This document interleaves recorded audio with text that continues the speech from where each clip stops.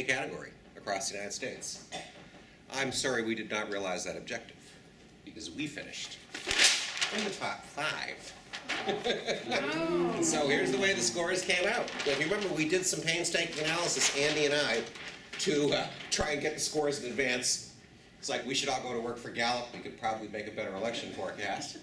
Because I said 5 to 7, but thought all along it was going to be in the 5 spot. And the good news is if you look at the array, a couple of the folks that were in front of us stayed in front of us. These guys are familiar. These guys are familiar. I've heard of them. All of these guys were in our category last year. And in effect, we just swept up to the 5th position. What states are they in? What states? This 1, 2. North Shore Radio Club is out in Michigan. Oh, thank you. Rochester Ram Radio Club, I'm not sure actually. I would suspect Minnesota. Probably that's what I'm guessing, because it would be upstate New York.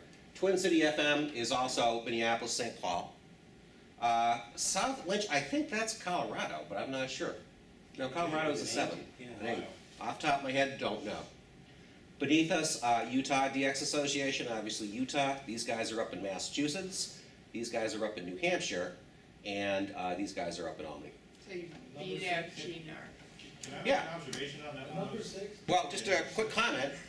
Really, the good news is that GNARC followed right in our wake and was in the 6th position. So I think they might have been a little bit disillusioned originally with where they were, but that turned out to be an excellent scoring this year. So really, they should be satisfied with where they are as well. Additional comments? Could we have scored a couple more points? Yeah. Were we going to be threatening the folks in the number 1 or 2 position though? Not anytime soon. All right. What does 3A stand for? I'm sorry. 3 stations on the air at once. A alpha. So the alpha category is that we are operating, under emergency power. We're a club station. So 3 simultaneous stations in operation, plus a GOTA station, plus a VHF station. So that's the way it panned out in the 3A top 10. Here's the additional interesting part. And these numbers all require some explanation. It's not as easy to explain their significance. But as I said, we are number 5 in the 3A category. There were 317 entries this year. In the informal categories that you then start to break stuff down to, number 1 in Connecticut for 3A, number 1 in New England 3A, which we suspected, but we had to confirm that. Here's the other one that's really nice. I love even numbers. And so if someone ever told me, and your ultimate objective in the open category would be to do what? I don't know that I've ever stated this explicitly, but I would say, if we can hit the top 50, then I'll know we're in business. And no kidding, sitting right on the number 50 spot in the open category, which means 2,617 entries for field day. In the open category, which is really an informal category, you throw out all the classifications. Any club can compete regardless of how many transmitters they have on the air. And in that category, we placed 50th. So that includes stations that had 27 23A. So John's old club that was 28A, for instance, led that competition. And I have the scores for anyone that wants to see, like the top 50 of the 100 in the open category. So some very, very great scores for those guys. And some surprises in there that make this very interesting. But in terms of where we were in open New England, these guys, Radio Association of Northern Vermont, at 14,802. Does anything strike you as remarkable about this accomplishment? I didn't have room to fit the designations in, so they're on the second line. They did it with a 2A configuration. Number 20, K1T. These guys are associated with the Portsmouth Naval Yard up in New Hampshire. 5A, 14,000.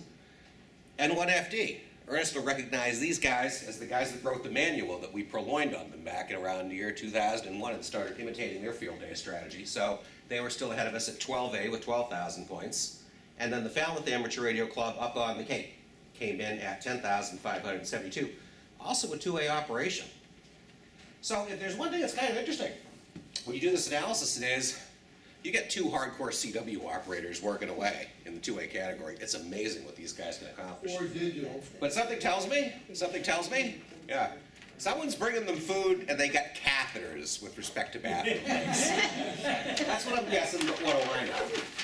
Segueing to a theme that Stan brought up.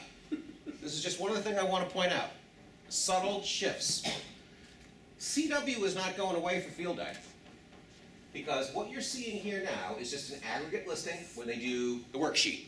How many QSOs were there by all stations participating in field day that reported, and what was the breakdown? The interesting thing about this is CW scores continue to go up, which is kind of a surprise to me. Because I would predict to you as the old-time CW operators sort of, go their way, retire, go on to the next world, that there'd be less bodies available for this, but CW scores continue to increase. Here's the variable, though, that we plugged into, which I think is important for reasons that we've discussed here tonight, for emergency communications, that Stan brings up, but also just because it's a growing tendency now for field day operation. This is the increase in digital scores. So, we're talking about a net increase of about 5,000 QSOs over the course of the last 2 to 3 years on the digital side. And as we've said before, we need to exploit that and continue to tap into that. But overall, guys, very good result. Everyone take a bow and give ourselves a round of applause. The keg party will be at my house as soon as I can convince my wife that she's supposed to be the person who throws it. That may take a couple of months, but I'll get back to you. But overall, very happy with the results. The increase in CW is 9% over the 2 years, 9.5%. The increase in digital is about 20%, because digital is starting from a much smaller base. But there is going to be an increase in digital, and unless we can find ourselves some more CW operators, that's probably the way we can increase our points. We were pretty good about keeping our stations on the